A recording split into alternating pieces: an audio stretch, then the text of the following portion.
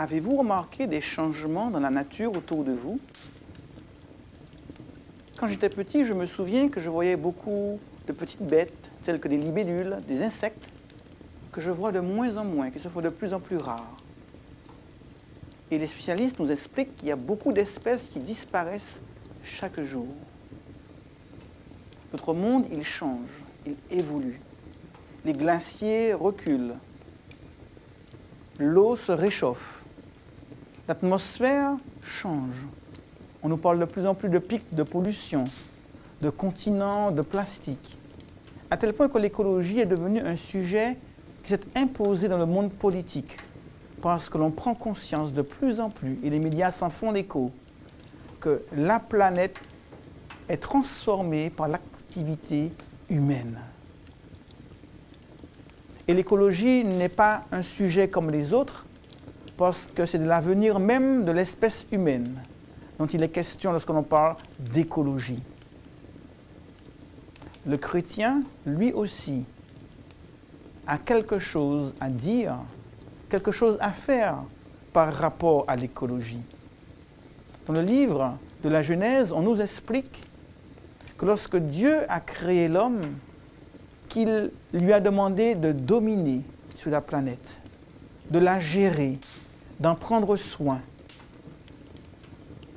Et pourtant, l'on voit jour après jour que l'homme est tourné vers un processus, vers un modèle économique qui l'amène toujours plus à détruire la planète qui lui a été confiée.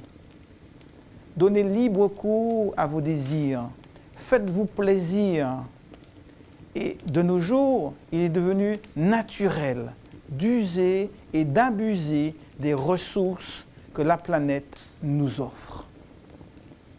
On est arrivé au stade où l'on consomme plus que la planète ne peut offrir. Et chaque année, la situation s'empire. On a l'impression que nous sommes dans un train fou qui ne peut plus s'arrêter. Comment s'arrêter de prendre sa voiture, l'avion, le bus? Comment s'arrêter de consommer comme on le fait aujourd'hui? La publicité ne nous y aide pas.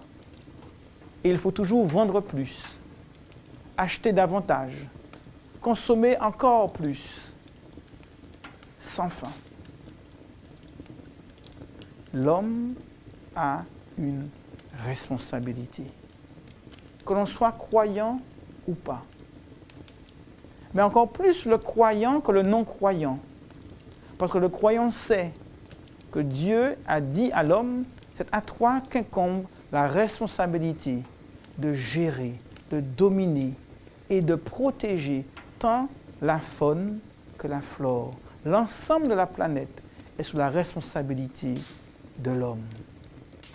Dans Genèse, au chapitre 2, on peut lire ce que Dieu a dit à Adam.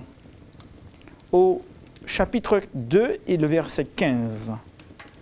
L'Éternel Dieu prit l'homme et le plaça dans le jardin d'Éden pour le cultiver et le garder. Cela veut dire qu'aux yeux de Dieu, il incombe à l'homme de pouvoir faire tout ce qui est dans son pouvoir pour permettre à la planète de vivre bien, de s'épanouir comme il le faut, tant la faune que la flore. Alors on peut se dire, mais que puis-je? Je suis tout seul au milieu de plus de 6 milliards d'habitants. En quoi puis-je être utile? Chaque geste compte. Fermer le robinet quand on se brosse les dents, éteindre les lumières qui ne servent plus à rien, ne pas utiliser la voiture inutilement. Chaque petit geste quotidien est notre manière de dire à Dieu, j'accepte la responsabilité que tu m'as donnée et de bien gérer la planète que tu nous as confiée.